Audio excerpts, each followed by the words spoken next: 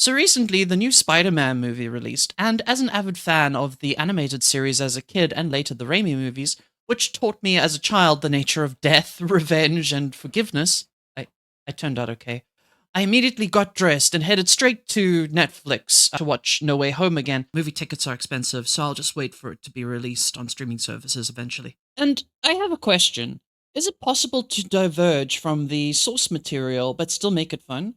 Because fundamentally, No Way Home is a huge diversion from the original Raimi Spider Man movies. The whole point of Norman Osborn's character is that he was always the Green Goblin. He just didn't have the power to act on it.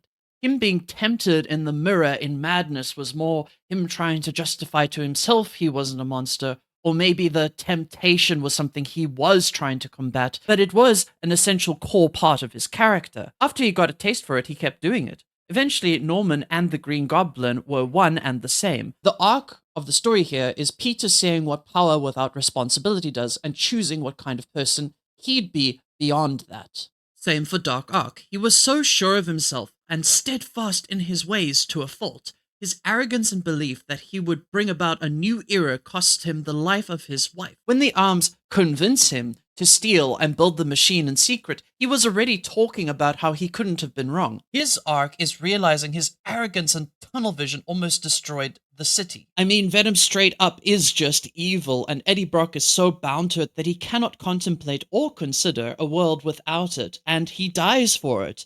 There's a whole discussion to be had around Sandman and how he represents forgiveness and letting go of bitterness and revenge, but I think I've made my point, and that's for another video essay. So, what's the problem? This seems all great and fine, right? Quite simply, No Way Home treats the mutations and ailments of the villains as the sole reason they're evil. Green Goblin has mental health issues associated with his tormentor in the form of the Goblin. Give him an Ativan injection and he's good to go. Turn off the Discord call in Otto's head and suddenly he's good again. And that's the thing. That is absolutely not the case with the Raimi films or what they were trying to accomplish. I won't be talking about the amazing Spider-Man films because, quite frankly, I haven't watched them, and maybe I should at some point because, well, it's a bit of, like, film that I've missed out on.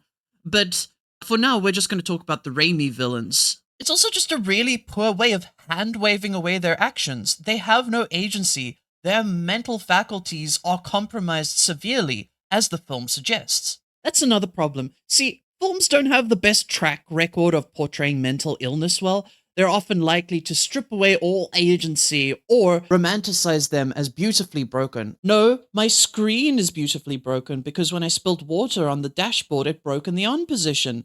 Now it's permanently on and usable. I'm usable to no one when I dissociate badly enough, except maybe the sales rep who cold called me and now has a terrifying story of the lady who picked up the phone and sounded harrowingly hollow and dead inside.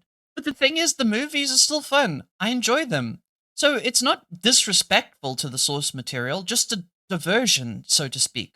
There's fun references and jokes, not to mention the great chemistry. The three Spider-Men are surprisingly fun to watch swing off each other. So in the context of the film and the energy it's going for, it works. And I suppose you could always argue that these are alternate versions of the Spider-Man that we got in the original movies, so their villains are different, but then I don't have anything to talk about, and that's not as fun.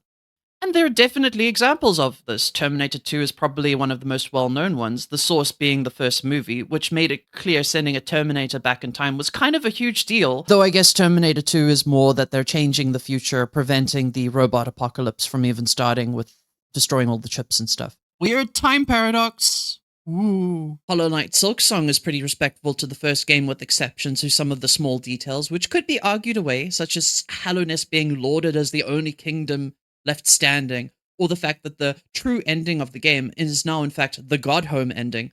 Sorry about that, speedrun boards. Beating the Radiance once just wasn't enough. Five Nights at Freddy's 2 completely fucked up its own timeline, but that somehow worked in its favor.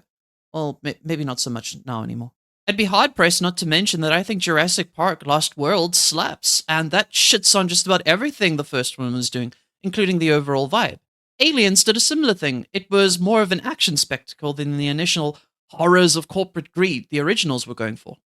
So, is it possible to diverge from the source material but still make it fun?